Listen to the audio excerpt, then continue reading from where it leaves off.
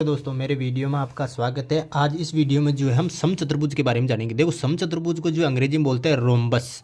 देखो समचतुर्भुज क्या होता है, देखो सबसे पहले तो हम देख लेते हैं। देखो एक ए बी सी डी एक समचतुर्भुज मैंने बनाया। देखो समचतुर्भुज के क्या क्या गुण होते हैं। समचतुर्भुज की एक तो चारों भुजाएं बराबर होती है, 1 2 3 और 4। ये चारों भुजाएं जो है समचतुर्भुज की क्या होगी, बराबर होगी दोस्तों। इसके अलावा जो है समचतुर्भुज के जो है आमने सामने के समूह कोण कह सकते हैं। आमने सामने के कोण क्या होते हैं, बराबर होते हैं दोस्तों। ये आपको ध्यान रखना है, ये आमने सामने के कोण इसके बराबर हो गए। इसके अलावा जो इसके विकर्ण है दोस्तों, ये विकर्ण जो है एक दूसरे को समद्विभाजित करते हैं और लंब समद्विभाजित भी करते हैं। ये जो है यहाँ पर 90 डिग्री का कोण बनाते हैं। प्रत्येक कोण जो है 90 डिग्री का होगा यहाँ पर, जहाँ पर ये समद्विभाजित करेंगे, समद्विभाजित करते हैं। यानी कि ये जो है भाग इसके बराबर होगा और ये भाग जो है इसके बराबर हो जाएगा, यानी समद्विभाजित करते हैं एक दूसरे को। ये आपको ध्यान रखना है। तो अब जो देखो समद्वि, इसकी परिभाषा क्या हो जाएगी, देखो समचतुर्भुज की परिभाषा क्या हो जाएगी।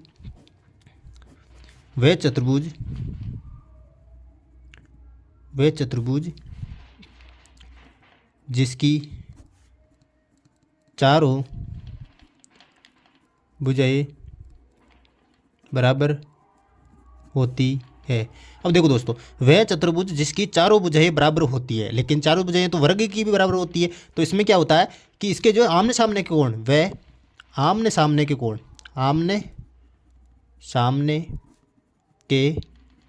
कोण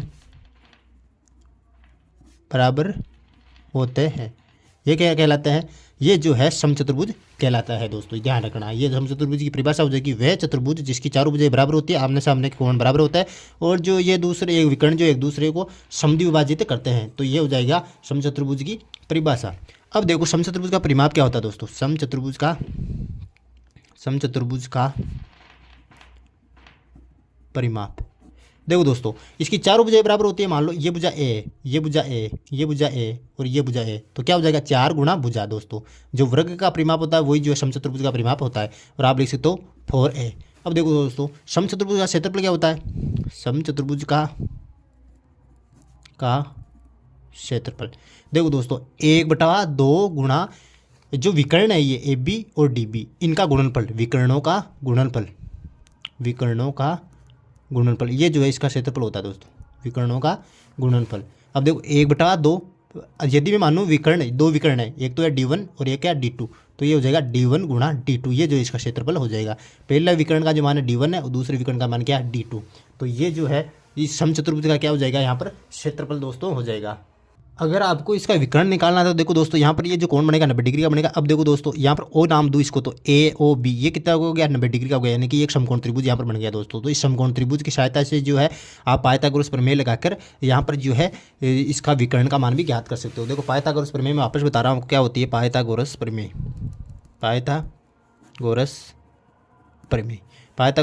क्या होती है, कर्ण स्क्वायर बराबर आधार स्क्वायर प्लस लंब स्क्वायर। ये जो है पाइथागोरस प्रमेय होती है, आप याद कर ले।